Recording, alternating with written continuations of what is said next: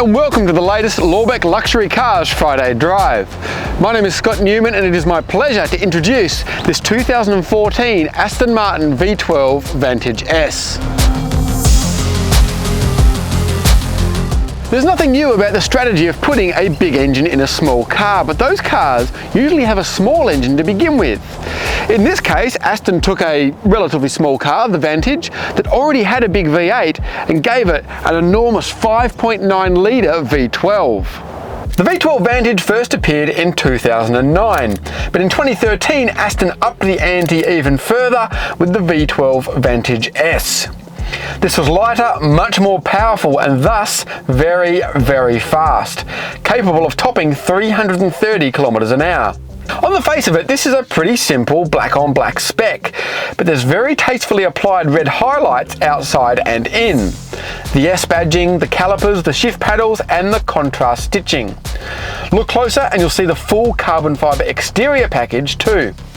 This car has travelled just 10,000 kilometres with a full up-to-date service history and has been garaged since delivery, yet it's being offered for around half its new price. So I'd best take it for a drive before someone buys it.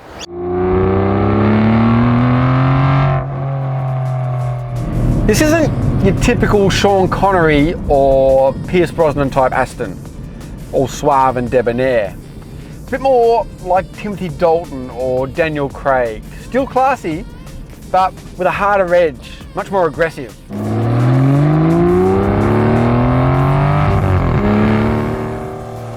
It's also a much more serious performance car than even the first V12 Vantage, let alone the original V8s. As well as the extra power, we've got carbon ceramic brakes, 3-mode adaptive dampers, even a track mode for the ESP. This may have the engine in the front, but it is a proper supercar. This engine is just beautiful. It is the heart of the car. It sounds incredible being a V12, it's got heaps of torque, but still gives you more and more power as the revs rise, and it is plenty fast.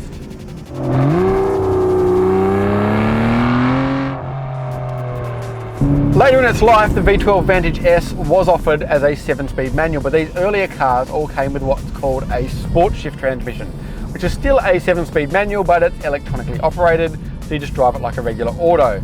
Now these gearboxes can be sometimes a little bit iffy, but this one works really, really well.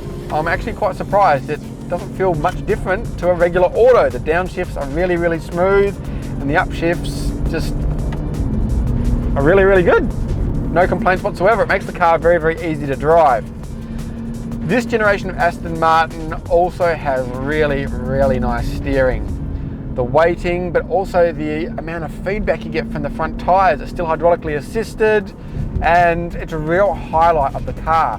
That and the car's relatively small size makes it very easy to place, gives you plenty of confidence, even though heaps of power, rear-wheel drive, it could be quite intimidating, but this is a very, very enjoyable car to drive, both in the straights and in the bends.